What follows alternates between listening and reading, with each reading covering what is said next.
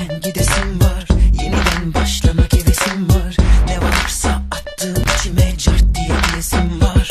Katlanıyoruz, herkes gibi malum. Açıklarımız kaçıklarımız var. Ama hem gel hem foto takımını hard diye yesim var.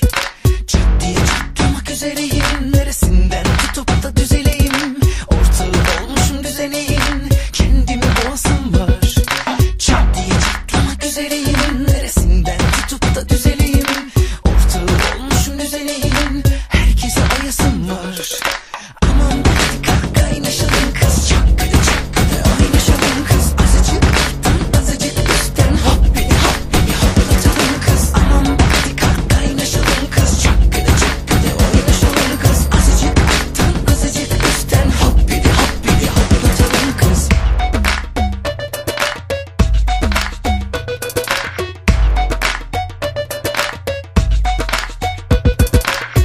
Bunlar benim fikrim mi? Kısa metraj filmim mi? İrfanım mı, ilmim mi? Yuh diye sövesim var. Zihin oyunlarım mı? Resmi duyumlarım mı? Koyun uyumlarım mı? Kahkaha gülesim var. Çat diye çatlamak üzereyim. Neresinden tutup da düzeleyim. Ortağı olmuşum düzeneyin. Kendimi boğasım var. Çat diye çatlamak üzereyim. Neresinden tutup da düzeleyim. Ortalığı olmuşum düzeneyin. Herkese öpesim var.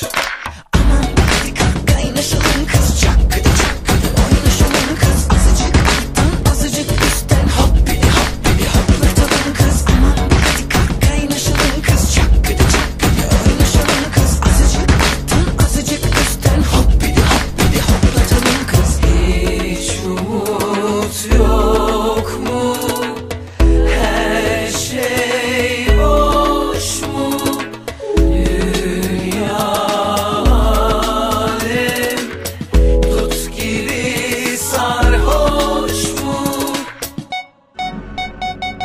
Aman hadi kalk kaynaşalım kız. Çakkıdı çakkıdı oynaşalım kız. Azıcık alttan azıcık üstten hoppidi hoppidi hoplatalım kız. Aman hadi kalk kaynaşalım kız. Çakkıdı çakkıdı oynaşalım kız. Azıcık alttan azıcık üstten hoppidi hoppidi hoplatalım kız.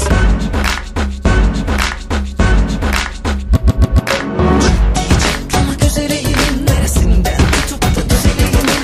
Ortağı olmuşum düzeneyin. Kendimi boğasım var. Çat diye çatlamak üzereyim. Neresinden tutup da düzeleyim. Ortağı olmuşum düzeneyin. Kendimi öpesim var.